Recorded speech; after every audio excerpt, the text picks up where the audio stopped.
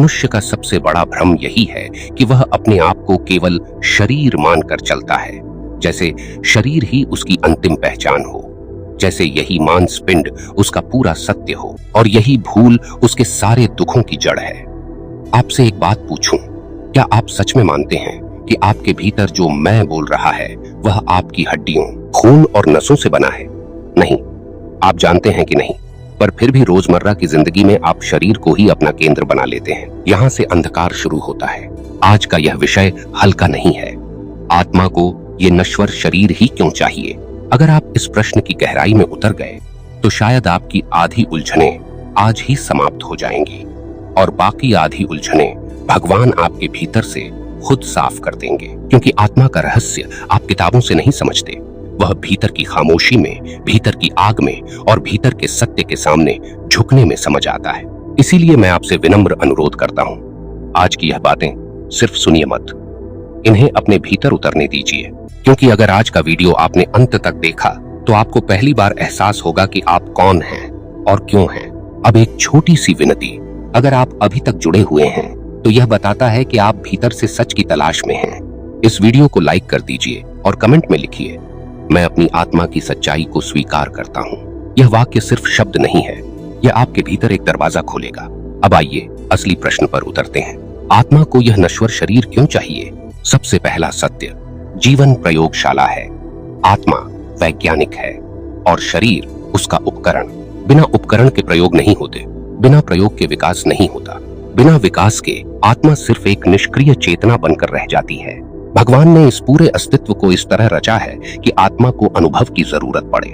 बिना अनुभव के आत्मा सिर्फ संभाव्यता है, वास्तविकता नहीं। एक बीज है पर वृक्ष नहीं, लेकिन अनुभव खिलौना नहीं है, वह तप है, संघर्ष है, गलतियां हैं और उन गलतियों के बीच से फूटता हुआ प्रकाश है। और इस पूरे सफर को निभाने के लिए आत्मा को शरीर चाहिए, क्योंकि अनुभव शरीर के जरिए ही होता है। पर ध्यान दीजिए, यह शरीर आत्मा का घर नहीं है, यह उसका स्थायी पता नहीं है।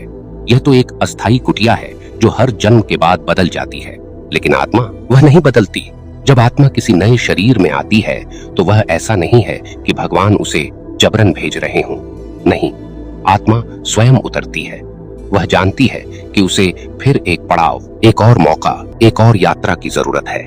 जो अधूरे कार्य हैं, जो अधूरी समझ है, जो अनकहे सत्य हैं, उन सबको पूरा करने के लिए वह लौटती है। आप आत्मा को अमर समझते हैं, सही समझते हैं, पर एक बात भूल जाते हैं, अमरता का अर्थ यह नहीं कि आत्मा पूर्ण है। अमर होना और पूर्ण होना दोनों अलग हैं। अमरता प्रकृति का नियम है, पूर्णता आत्मा का लक्ष्य है। और पूर्णता बिना संघर्ष के नहीं आती। जिसे संघर्ष पसंद नहीं, वह जीवन का उद्देश्य ही नहीं समझ पाया। भगवान ने किसी को भी आराम की गोद में बिठाकर मोक्ष नहीं दिया। शरीर की सीमाएं, दर्द, उम्र, थकान, ये सब आत्मा के लिए बाधाएं नहीं हैं, बल्कि उपकरण हैं। इनके बिना आत्मा कभी अपने आप को पहचान ही नहीं पाती। आप नश्वर शरीर को बोझ मानते हैं, पर आत्मा उसे अवसर मानती है। क्योंकि आत्मा सिर्फ प्रकाश से नहीं सीखती, अंधकार से भी सीखती है। वह सिर्फ प्रेम से नहीं बढ़ती, पीड़ा से भी बढ़ती है। वह सिर्फ जीत से नहीं खिलती, हार से भी खिलती है। और इन सब की अनुभूति शरीर के बिना असंभव है। जरा सोचिए, अगर आत्मा बिना शरीर के ही सब सीख सकती तो जन्मों का कोई अर्थ ही नहीं होता। भगवान को यह नाटक रचने की कोई आवश्यकता नहीं होती। न जन्म होता, न मृत्यु होती, न जीवन होता। फिर सब चेतनाएं एक अनंत ठहराव में जम जाती। और अस्तित्व वह मृत सन्नाटा नहीं चाहता, वह जीवंतता चाहता है। यही कारण है कि आत्मा को शरीर मिलता है, ताकि वह चल सके, गिर सके, उठ सके, सीख सके और अंत में अपने प्रकाश को पहचान सके। आत्मा शरीर से बंधी नहीं है, वह शरीर का उपयोग करती है, जैसे कोई साधक अपने साधन का करता है। शरीर नश्वर है, पर अनुभव अमर हैं और आत्मा उन्हीं अनुभवों को लेकर आगे बढ़ती जाती है। यही कारण है कि भगवान ने एक खूबसूरत व्यवस्था बनाई। शरीर क्षण भंगुर रखा ताकि अहंकार न टिक सके, आत्मा अजर अमर रखी ताकि आशा न बुझे, और दोनों को साथ जोड़ा ताकि यात्रा चलती रहे। आत्मा जब शरीर में उतरती है तो वह अपने साथ एक सूक्ष्म कंपन लेकर आती है, एक दिव्य ब्लूप्रिंट। लेकिन शरीर में आने के बाद वह कंपन धुंधला होने लगता है, क्योंकि शरीर की सीमाएं, समाज की आवाजें, दुनिया के भ्रम, ये सब उस आवाज को ढक देते हैं और यहीं से संघर्ष शुरू होता है।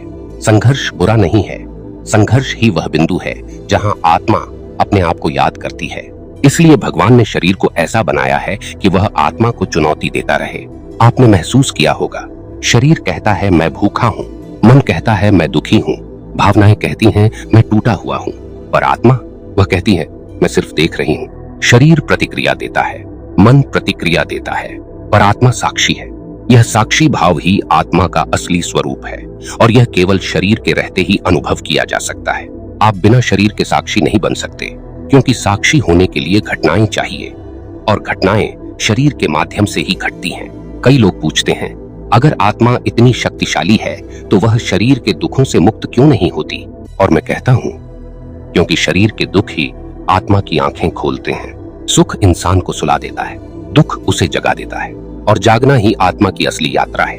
भगवान ने अस्तित्व में कुछ भी यूं ही नहीं रखा। दर्द इसलिए है ताकि आप भीतर स्वयं को खोजें, अहंकार इसलिए है ताकि आप उसे गिरते हुए देखें, खालीपन इसलिए है ताकि आप ईश्वर को पुकारें, और मृत्यु इसलिए है ताकि आपको लगे कि जीवन की दौड़ बस यही शरीर नहीं है, इसके पार भी रास्ते हैं। नश्वर शरीर आत्मा को यह एहसास दिलाने आता है कि समय सीमित है, इसलिए सत्य खोजने की बेचैनी जागे। अगर शरीर अमर होता तो कोई भी आत्मा मोक्ष की तलाश ही नहीं करती, सब सुस्त पड़े रहते। इसलिए भगवान ने शरीर में एक अद्भुत व्यवस्था की, क्षण भंगुरता। क्षण भंगुरता ही वह शक्ति है जिसके कारण मनुष्य गंभीर होता है। जो व्यक्ति मृत्यु को समझ लेता है वह जीवन को सच में पहली बार समझता है। कई लोग मौत से डरते हैं, पर अगर वे समझ जाएं कि आत्मा मौत से नहीं मरती, सिर्फ शरीर मरता है, तो उन्हें डर नहीं, मुक्ति मिले। शरीर गिरता है, आत्मा नहीं। शरीर बदलता है, आत्मा नहीं। शरीर मिट्टी में मिलता है, आत्मा ईश्वर में।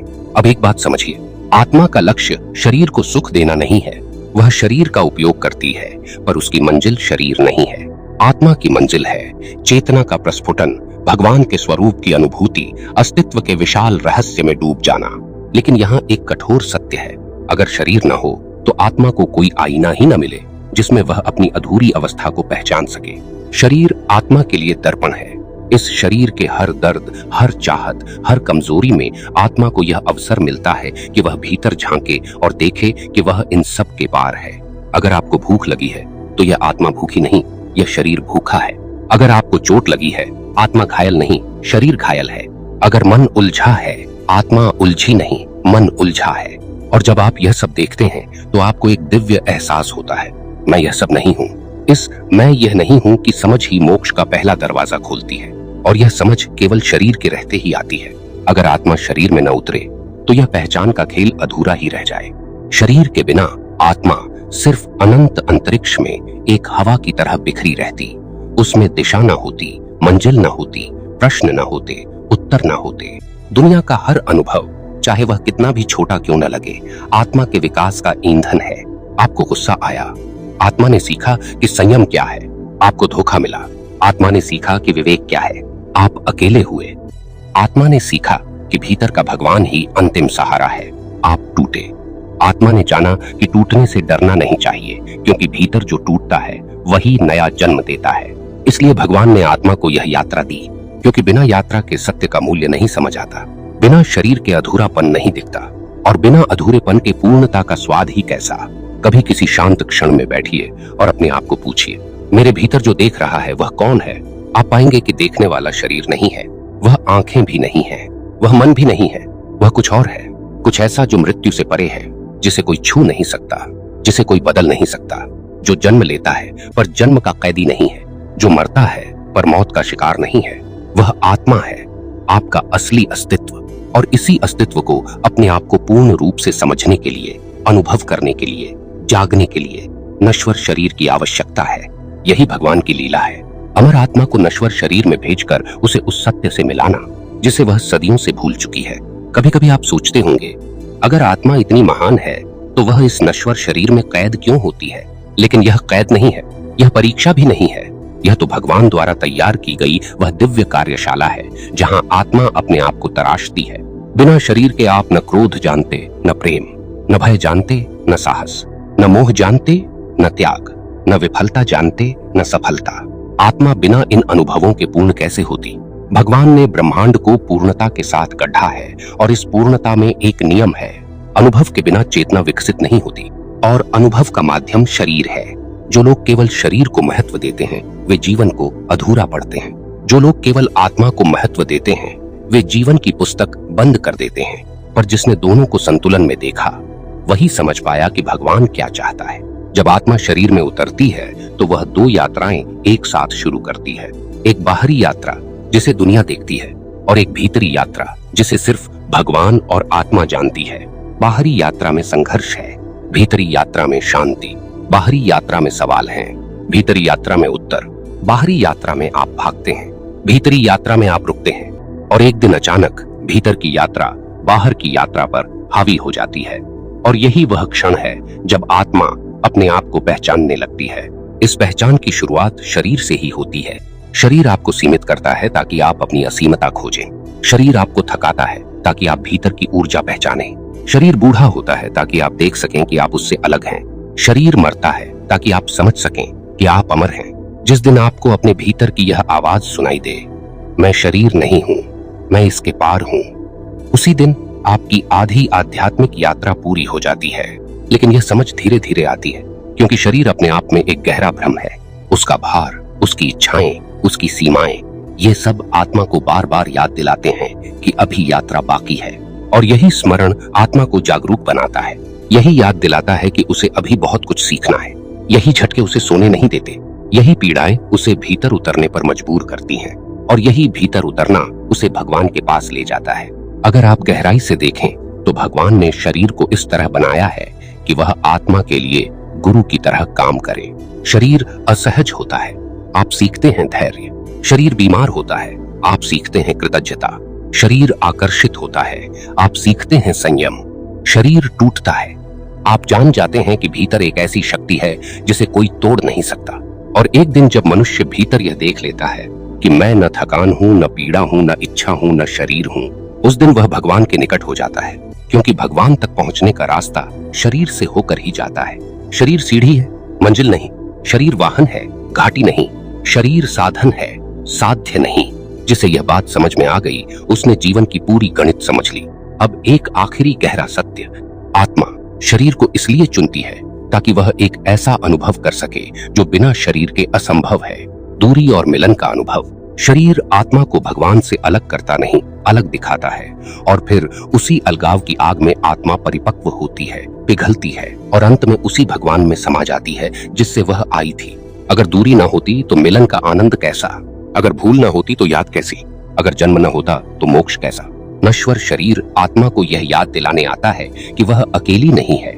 भगवान उसे हर क्षण देख रहे हैं, हर सांस में उसके साथ हैं। जो शरीर के परे देखने लगता है उसकी यात्रा भगवान तक पहुंचने से कोई रोक नहीं सकता।